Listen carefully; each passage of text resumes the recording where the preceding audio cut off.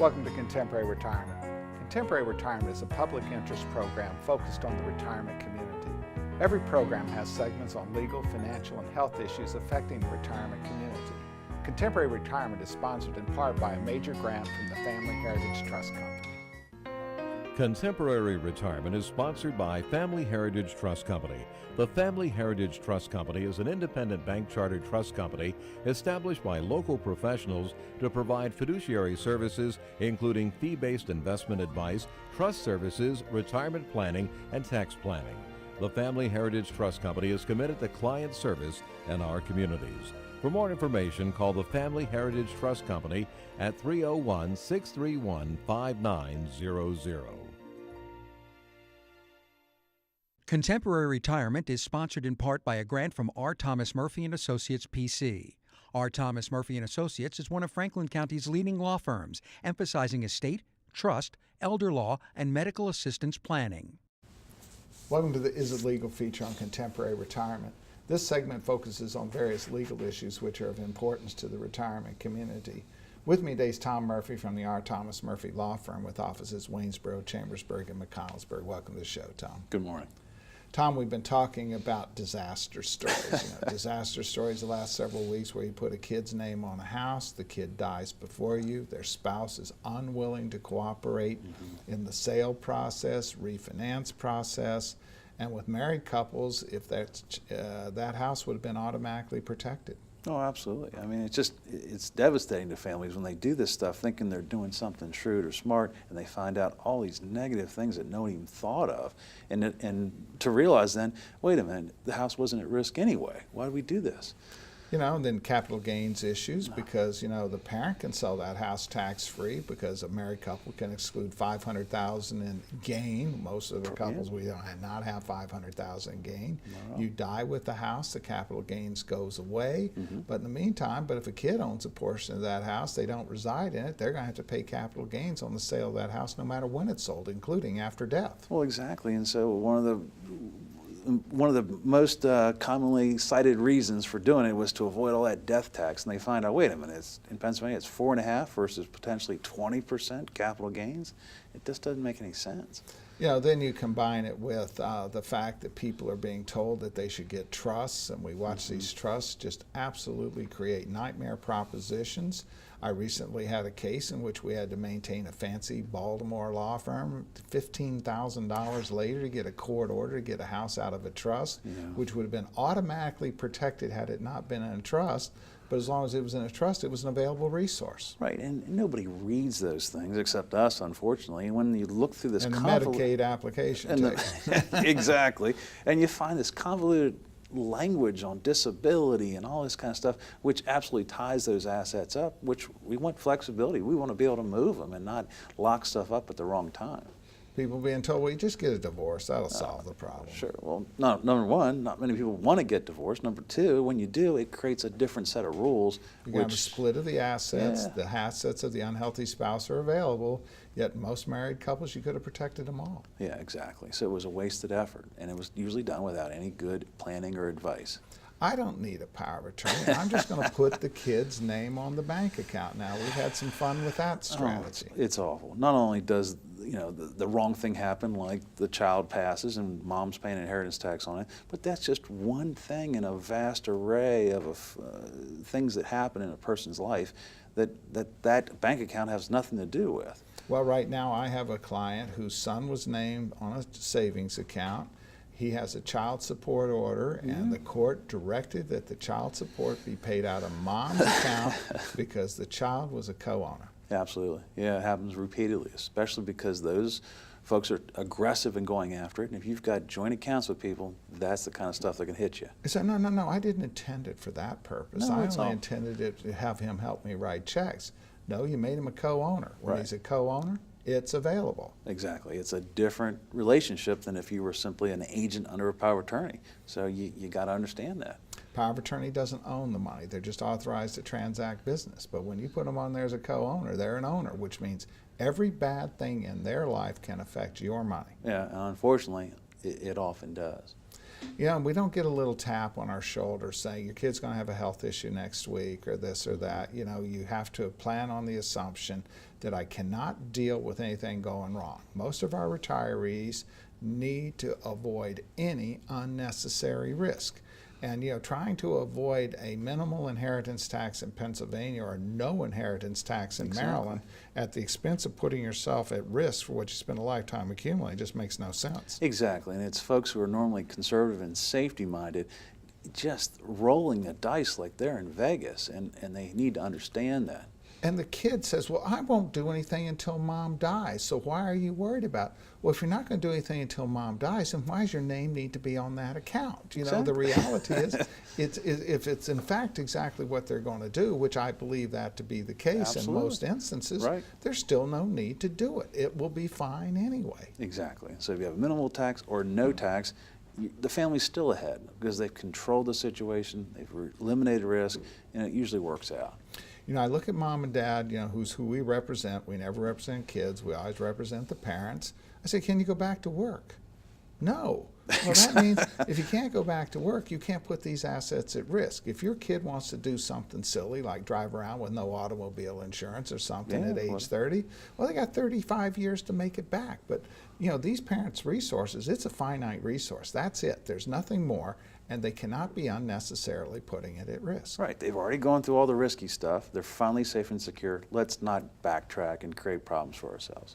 Tom, as always, thanks for taking time to appear on this show. You're welcome. More from Contemporary Retirement after these messages.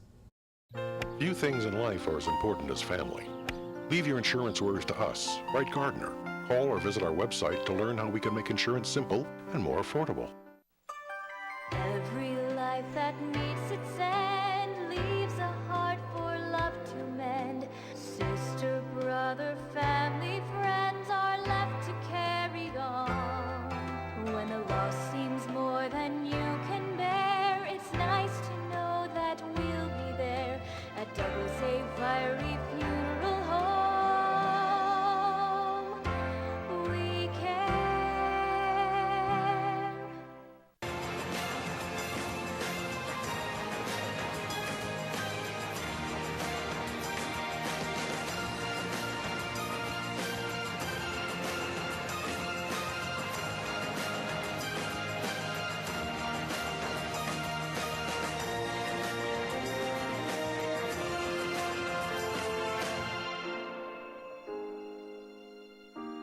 Call Ed Lowe to help put your mind at ease.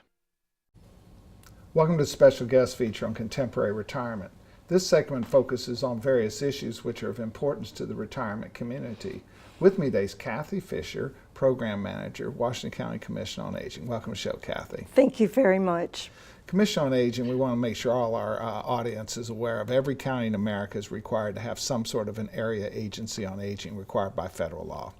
Right, and they all operate differently. And so they have a lot of similar services. For instance, health insurance advocates tend to appear across the board in all of them to help seniors work their way through the selection of health insurance. Correct. All right, but that's not the only thing that it's about. First of all, a big misconception that we have is that you have to be low income in order to participate with the Commission on Aging. Oh, absolutely not. They provide services to even some of the young disabled people. So money is not how it's determined for your eligibility. Some of the programs you do have to meet certain age requirements, but for instance, selecting a health insurance product that's appropriate for you is a uniform problem. It doesn't matter whether you have resources or not. Right, correct. All right, and then tell us a little bit about some of the programming that you have available. Well, at the Senior Center, we just have a wide variety of programs. I like to call it the college for seniors. We have educational programs. And what kind of educational programs? We have 2 different art classes going on, acrylic and watercoloring. We have Spanish class. Right at the moment, we're doing genealogy. And we have computer support classes. All right, now within those programming, I'm sure there's no midterms, no final exams, no homework. No, absolutely not. We like to think of it as you're getting in education but at the same time you're having fun going through the process. And this is one of the great challenges. We find that shut-ins, people who are not, staying stimulated, are putting their intellectual capacity at risk. It's an opportunity to get out. It's easy. All you have to do is just call or show up. Right. To be eligible to come to the Senior Center, you need to be 55, fully independent, and then come in and complete a registration form. All right, and that's really an important feature there. It's not a financial test. It's just an age test. You come in, Right. and the interesting thing is it gives you a chance for socialization. Absolutely. There are so many seniors sitting at home, lonely. Maybe their spouse has passed away, their best friends have passed away. We welcome them to come into the Senior Center to develop that friendship, to develop the socialization that they need. Now you have this beautiful new facility in Washington County, Hagerstown. Tell us about it. It is like a sunroom. I love it. There's windows and it's very open and friendly. We're located at 535 East Franklin Street, and you can also connect with us on a website. It's wccoaging.org, and our phone number is 301 790 0. 0275. Yes, I just lost it. Well, yeah, I make that phone call all the time. So, but in any event, it's a beautiful new building. Yes. Parking is easy. It's It is. completely handicapped accessible. Yes. And yes. most importantly, it's welcoming. It is. It's such a welcoming feature. And also we have a volunteer program that they can come in and volunteer to do different areas. And we have a fabulous exercise room. They need to be trained first before they can use their exercise room. You have a cafe now. We do. We have a cafe. It's open Monday, Wednesday, and Friday from 11:30 to 1:30, and it's cash only. They offer sandwiches, soup, salads.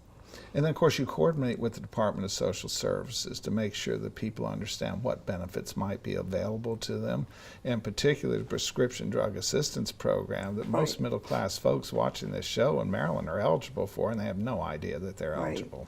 That's true. And, of course, they don't have to come to Hagerstown. You have other sites as well. Yes.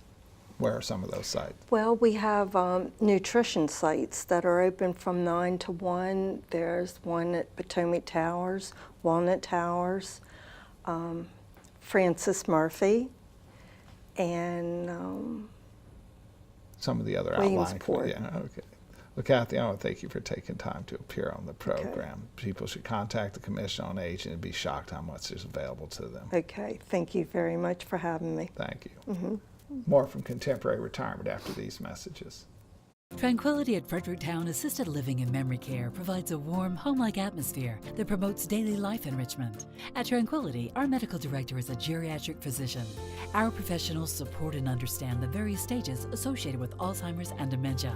We have on-site physical, occupational, and speech therapists, as well as around-the-clock licensed nurses. For more information, give Tranquillity at Fredericktowne a call today, because everyone deserves great care. Let us do the caregiving so you and your loved one can embrace life again.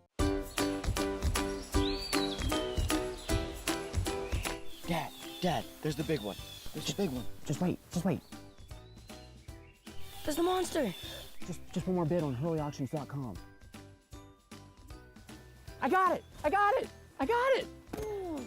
If you haven't visited hurleyauctions.com, you don't know what you're missing. Whether you're buying or selling, antique cars, tractors, boats, or real estate, you can do it all at hurleyauctions.com. Get to know Dr. Carrie Hesley at Diagnostic Imaging Services. What I find most rewarding is caring for women through our Women's Imaging Center. We have a caring staff that will ease patients through an ultrasound, bone densitometry, breast biopsy, or mammogram. Our health team is sensitive to emotions involved in women's imaging and understands that every woman is at risk for breast cancer. Providing the community with a center that is so dedicated to breast health and the imaging needs of women is something special. DIS Women's Imaging Center, providing women with progressive care. Welcome to Contemporary Health Scene. Contemporary Health Scene focuses on the health issues affecting the retirement community. With me today is Michael Paris, Community Relations Director, Greenfield Assisted Living. Welcome to the show, Mike. Good morning. Thank you. Mike, obviously the biggest challenge whenever we talk about assisted living is this perception that it's a nursing home. That is correct. That is a widespread confusion still, even though assisted living's been around for a couple of decades now. There is a significant difference between assisted living and nursing care, largely the dispensing of skilled nursing. And one of the great challenges here is that 25 years ago, an assisted living was oftentimes a non-skilled person. If there was any sort of a specialty need, they couldn't be in assisted living. But the government's really determined to cut down the population in nursing homes today, so they have vastly expanded the services available under assisted living. That is correct. That also contributes to a higher quality of life and the ability to just to have assistance rather than be confined to a bed per se, as is often the case in a nursing home. Well, and part of the issue here is that you don't recuperate in hospitals anymore, and today they don't want you recuperating in a skilled nursing home facility either. So we see both people leaving the hospital much sicker than they left the hospital 20 years ago, and also being discharged out of a nursing home at a level that they're really not fully capable of taking care of themselves. That is correct, and not only from the staff that exist in assisted living, but many of the private practice physicians, the therapy services that an individual needs can all be done on site at the assisted living community. So it was traditional even 5 years ago that there was no occupational or physical therapy in an assisted living facility, but as a part of that extension to keep people out of nursing homes, we're seeing those service models now available in high-level assisted living facilities. Absolutely. The sector out there that serves that demographic and that need has done a great job of doing what we call home health care essentially, but they've taken it into the community. So families that I meet with are very often surprised that, the family practitioner, the OT, the PT, all those necessary services can be dispensed right there at this community. And so we see two types of admissions. We see admissions sometimes out of a skilled nursing home facility where the person may go home, but they're still not ready to go home yet. And so you could admit a person on that basis as well as a permanent admission. That is correct. We do short-term respite stays, which can be for the short-term rehabilitation of the individual, as well as the need for a family to have some respite. Yeah, so oftentimes you'll have a family caregiver, a spouse, that needs to have their own surgical procedure, and so they're going to need to make arrangements for that person to be safe during their own rehabilitation. That is correct, and they oftentimes just need that time to care for themselves as well. All right, we're going to have Director Greg pull up some pictures here. But as we talk about the Greenfield Assisted Living, it's one unique aspect to it that differentiates it up from all the other facilities in our market area is the fact that it's dedicated to dementia.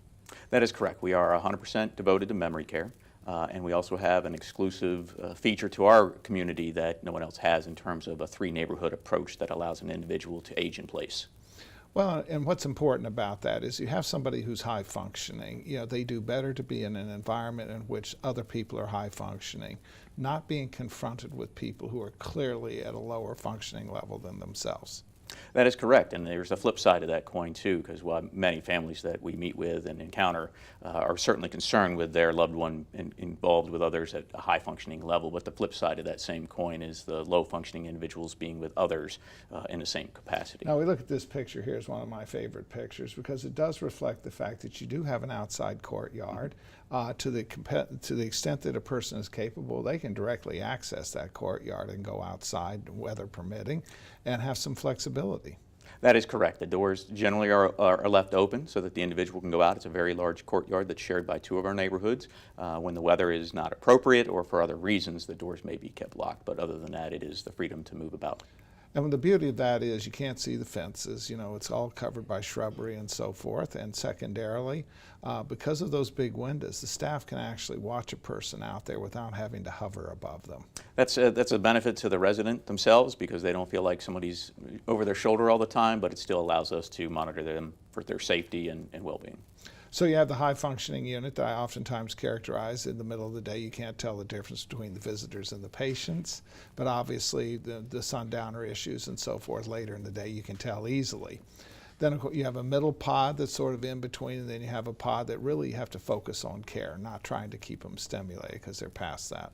That is correct. That is a good assessment, overall view of that. And indeed, there are definitely residents that at certain times of day, I'm often asked when I'm meeting with another family and we're touring a community, and we stop and have a conversation with a resident, the family is actually thinking that's another staff member. Right.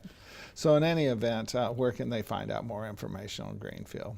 They can call us at 301-766-9202. They can find us on the web. We're at 310 Cameo Drive, just off of Eastern Boulevard in Hagerstown. And I encourage people to just drop in. I agree. We value that because it's a great time to do it any community. So you don't have to worry that somebody's staging the place. Just drop in. I invite them to do so even after we've met. So, Michael, as always, thanks for taking time to appear on our program. Thanks for having me. More from Contemporary Retirement after these messages. The Community Foundation has helped create signs of community strength for more than 30 years. Scholarships assist with post-secondary education, and grants support programs throughout Frederick County. Making a big impact. Because of generous donors like you. Add your sign of community strength by creating a fund that supports the causes you care about. Albright, Crumbacker, Moul, and Itell are a full-service firm that provides elder care services, including managing incoming bills, bill payment, depositing checks, balancing bank statements, and preparing, planning, and filing personal tax returns. Put your mind at ease and call us today.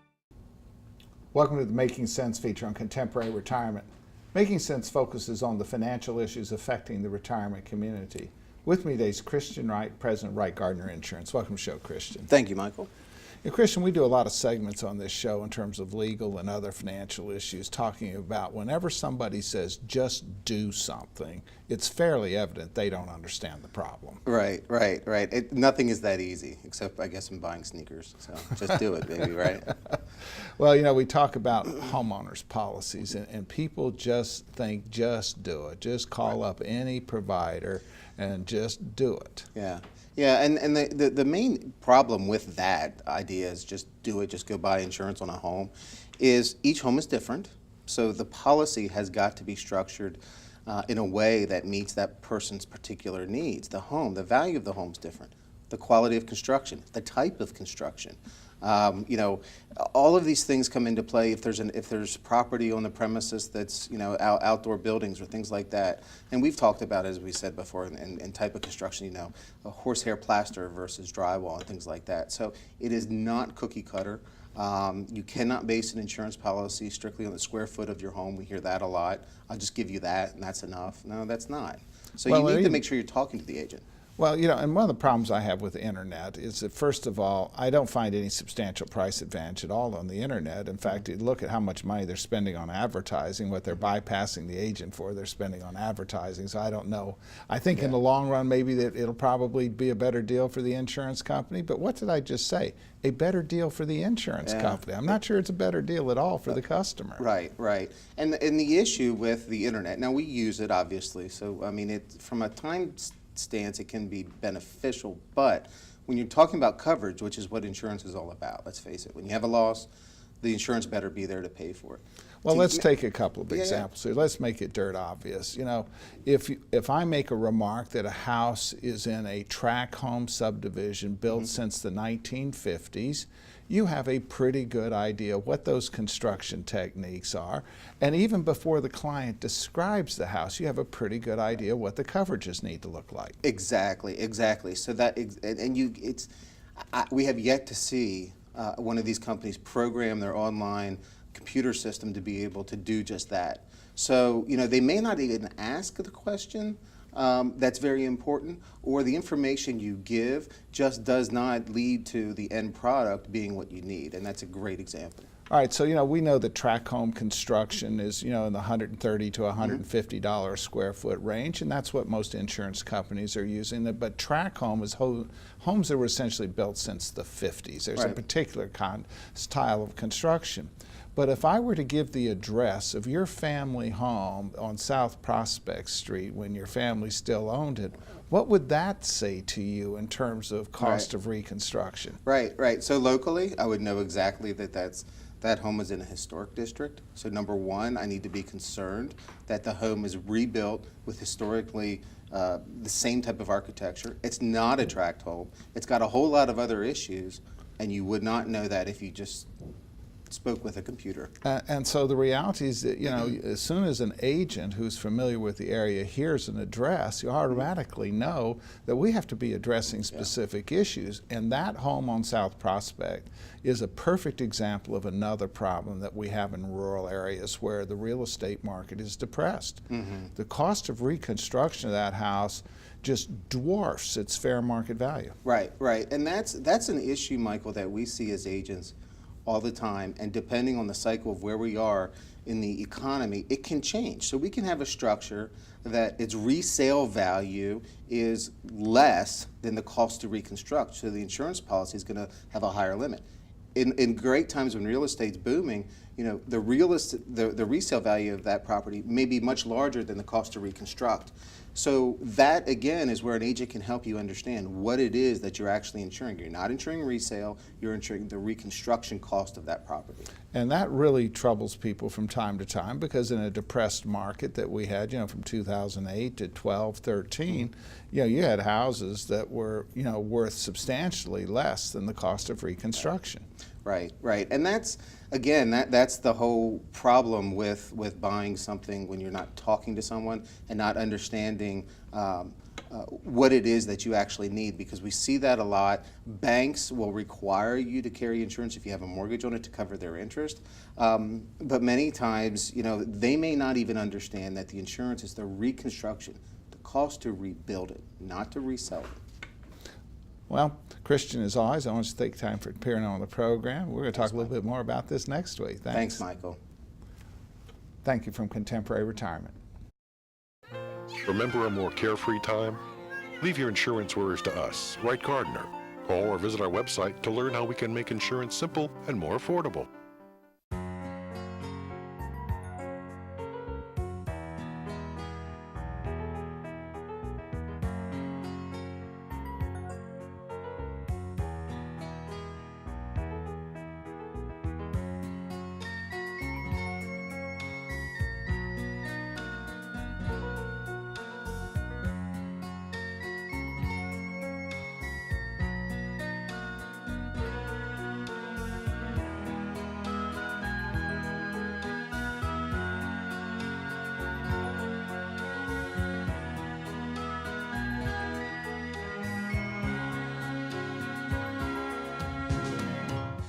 These days, it seems like everything's online, and filling out claim forms and receiving and paying bills online isn't always easiest. That's why we at Quality First Insurance encourage you to just give us a call. Let us help.